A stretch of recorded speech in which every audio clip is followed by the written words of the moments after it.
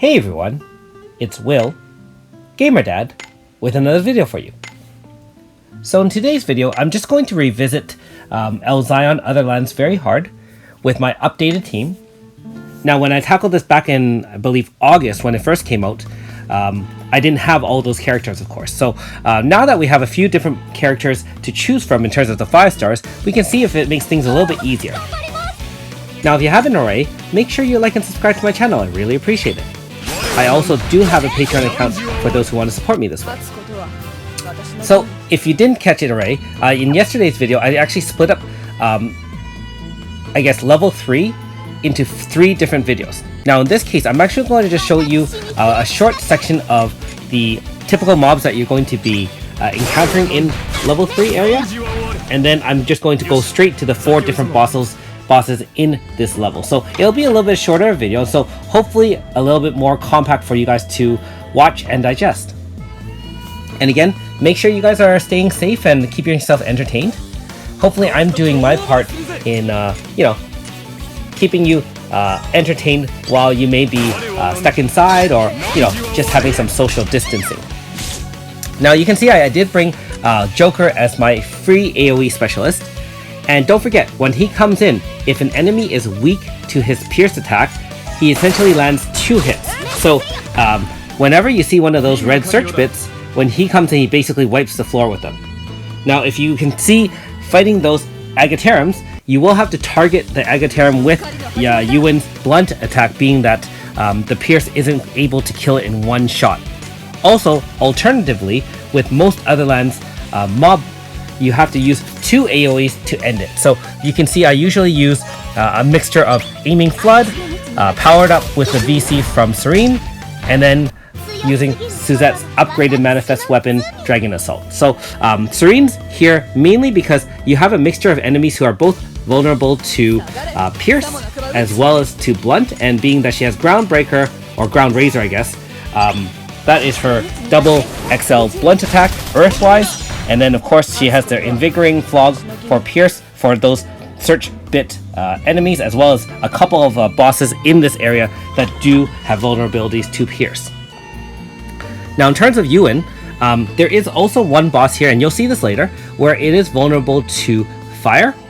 But of course, the blunt attack makes things a lot easier, because I would recommend in most of the Elzion Otherlands, you do need 2 or more of one type of attack in order to kind of make the boss a little bit easier.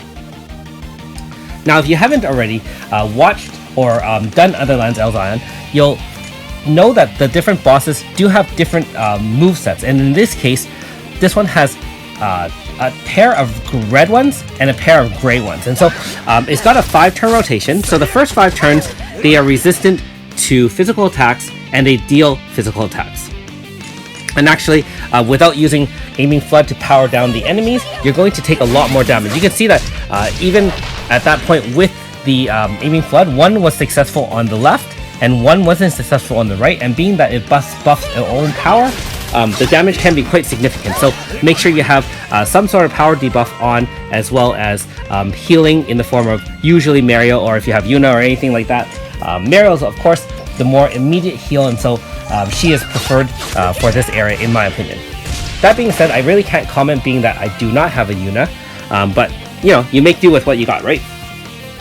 So after those few turns, this one is now weak to physical attacks and resistant to magic attacks. So you can see in the first 5 turns, all my attacks basically were resisted, and I wasn't really worried about killing those. The whole point is to power up your AF bar such to the point you can end this battle in essentially 1 turn. And you can see that this enemy does earth type magical AoE, so a little bit different from the first set of gray bits. And keep in mind, if you end the battle early enough, like I'm doing right here, you can end it before you have to fight all 4 at once. So you really want to make sure you either bring in an all magic team or an all physical team. And in my case, being that other enemies and bosses in this area required these teams I didn't bring any mages to this boss. I'm just going to use all physical, and of course having the triple burst on the far right side to power my AF bar makes it a lot easier to keep the AF bar going and deal continuous damage here. and of course all those multi-hits add up as well. So very, very easy to end the boss once they're weak to the physical. So yeah, this one's not too difficult. I actually found that Elzion's probably the easiest of the 3 Otherlands to do. Ratley, of course, is very easy in Area 3 if you do have a good water DPS team. Baruki was actually very difficult when I first did it, but of course now if you have a ton of wind AoE characters in the form of Manifest Suzette or Manifest Azami, it's really not too much trouble, as you can see yesterday. Now in this second boss battle, of course Agaterums, just like their regular mob counterparts, they are weak to blunt and they are vulnerable to physical attacks. So no resistances of elemental nature, which is really good because you know, we have a mixed team of both fire, water, and earth. And of course, Mariel does not have her magical attack, and I think this one is actually resistant to magic anyway. So you know, Mariel's purely for support. Now, if you're wondering why you would want to grind Otherlands Elzion, keep in mind that you can get 3 weapons from Elzion Otherlands by grinding it and obviously powering it up as well. And those are the 2 staffs as well as a hammer that accentuates any sort of magical user, kind of like a Melina, for example. And the staffs are actually very good because one does speeds up and one does physical resistance up. So very, very good in mitigating or reducing the vulnerabilities of your mages. Since many of the mages are very slow, it's for maybe healers. And of course, a lot of them are vulnerable to physical attacks. And so having any of these kind of Otherland staffs are much better than even the Eastern staffs.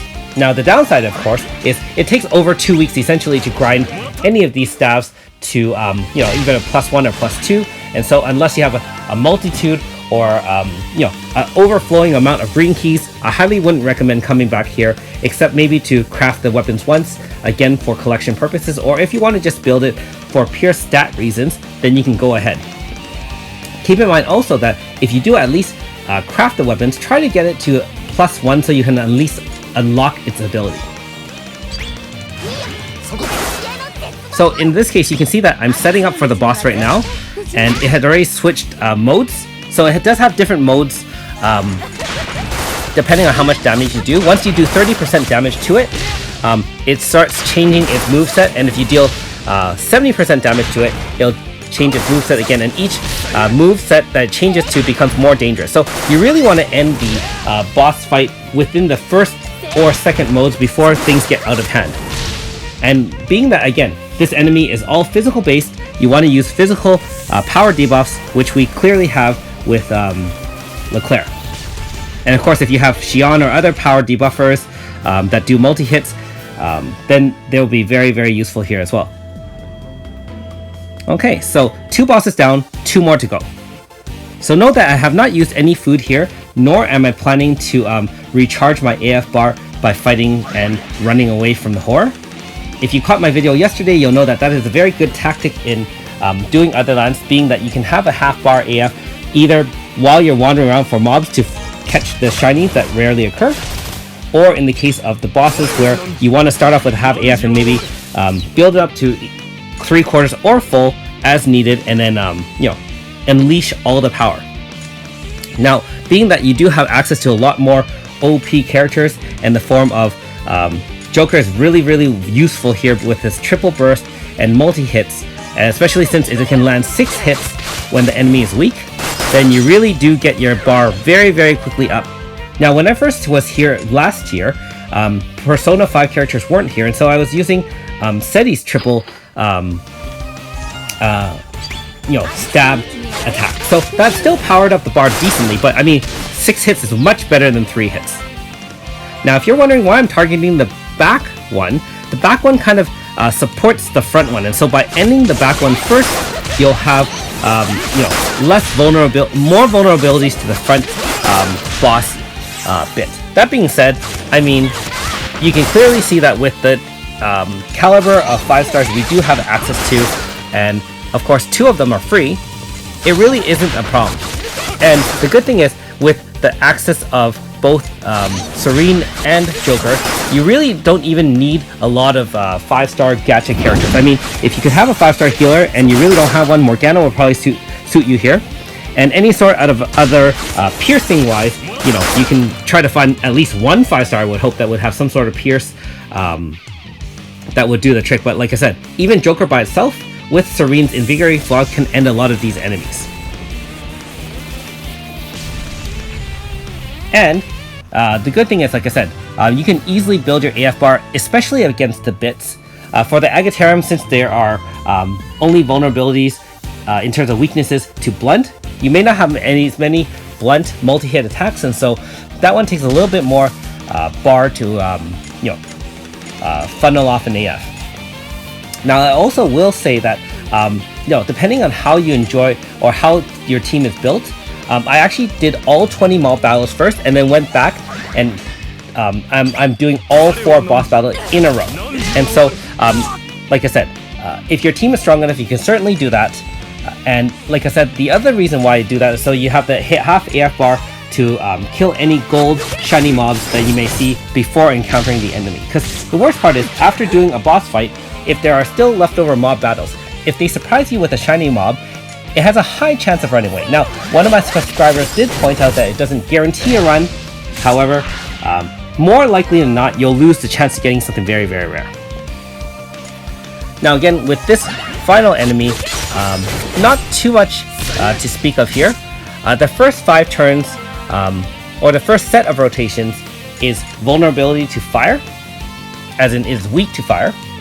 And then the second set of rotations become weak to water. And so, of course, Leclerc's multi-hit works really well. I can't really tell you about AS Leclerc, but I'm imagining her multi-hits will do just fine as well, especially since she can permanently leave a physical resistance debuff on the enemy before doing her AS move. Now, since I've already done a lot of damage, and I know that the enemy is now switching to water vulnerability, my rotation of both Serene and Suzette should be more than enough to end it here. The other thing to remember is that the good thing is if you have a lot of fire type 5-stars, you can really make use of their vulnerabilities. Keep in mind that Joker has a secondary bonus in that his slash, even though it's only a small slash, when it's at full HP it does more damage, and when the enemy is weak to it, it does double hits. So very, very quick AF bar boosting in the first few turns, and then by the time it's weak, you can and switch modes. Leclerc and the rest of your team can end it. So all 4 is done. Now I will say that even though the enemies were relatively straightforward and the bosses were straightforward, Otherlands, one run takes a lot longer than a Guerrilla quick run. So a Guerrilla run is less than 10 minutes, and this one's easily over 20. Anyways, thanks for watching. We'll see you next time.